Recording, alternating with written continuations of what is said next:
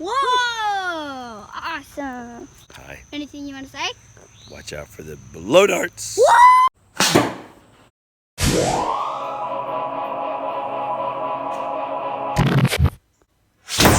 I want to show how cool this laser really is. It does a great job showing exactly where I'm pointed. Now, the fascinating thing are the darts. They're a little bit crooked.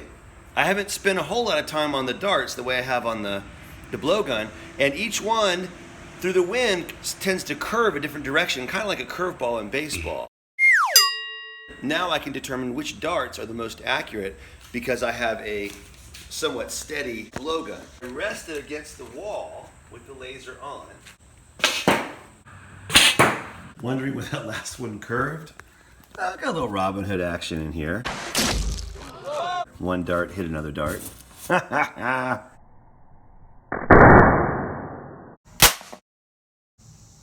In summary, these blowguns are really fun. With parental supervision, you can make the little nail kind that stick really well into cardboard and styrofoam.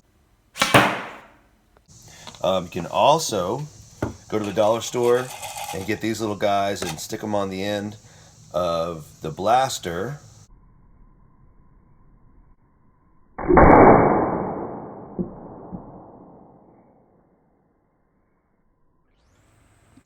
And make really cool pop sounds.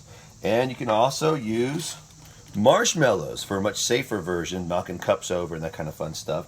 Just make sure you don't let your marshmallows melt because it's kind of a mess. Otherwise, I'm just going to say please go to the King of Random videos to see how to make these, because he explains it all. How to make them, how to shoot them, and then duct tape. Michael's has lots of different versions of duct tape. So I've made the Galaxy version and the Camo version and the Winter Snow version. Super easy, super fun, great project to do with the parent, adult, older sibling. And please check it out. Go to King of Random. Fun project.